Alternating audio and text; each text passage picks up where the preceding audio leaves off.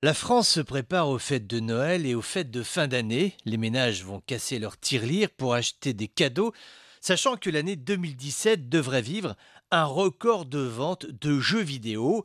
Avant, tu faisais mumuse avec Nounours.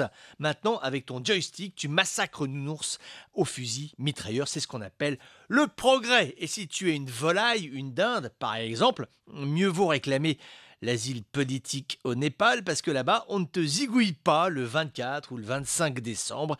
Et puis, nous avons les syndicalistes qui préparent Noël en organisant une bonne grève. C'est leur cadeau, c'est le rituel. Demain, le RER ouvre le bal, mais rassure-toi, les aéroports vont peut-être suivre, on ne sait jamais. D'ailleurs, c'est l'effet recherché, qu'on ne sache pas, que tu vives l'incertitude.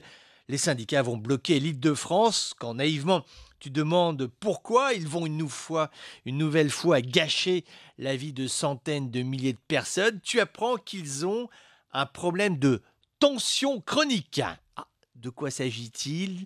Des tensions chroniques, et l'expression est mystérieuse.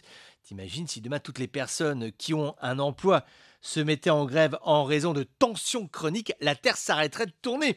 Alors, si tu veux en savoir plus, moi je te déconseille. Non, non, mieux vaut pas. Nous devrions inventer une nouvelle forme de journalisme. Ce serait le journal des informations que l'on ne dit pas. Parce que si tu l'apprends, tu seras malheureux. Non, mieux vaut ne pas savoir. Enfin, si tu insistes, oui, parce que je sens, toi, une curiosité exacerbée. Je vais te dire quand même, oui, tu as le droit de savoir, moi aussi. Mais bon, ça va être un moment un peu difficile. Tu sais pourquoi ils font grève? Pourquoi ils font grève? Pourquoi ils vont bloquer la région Île-de-France? Pourquoi ils vont faire perdre des millions d'euros à la collectivité nationale? Parce qu'ils souffrent de, je cite, dysfonctionnement récurrent dans l'organisation du travail. Oh, je répète, dysfonctionnement récurrent dans l'organisation du travail. Dis-moi, ça doit être absolument horrible, hein. Et si tu veux en savoir plus, c'est toujours très très compliqué. Oui, les explications sont vagues, confuses, imprécises. En fait, tu bien te dire que la source de dysfonctionnement récurrent, c'est plutôt le syndicat. Mais bon, ce serait malvenu parce que ça ajouterait de la tension chronique à la tension chronique.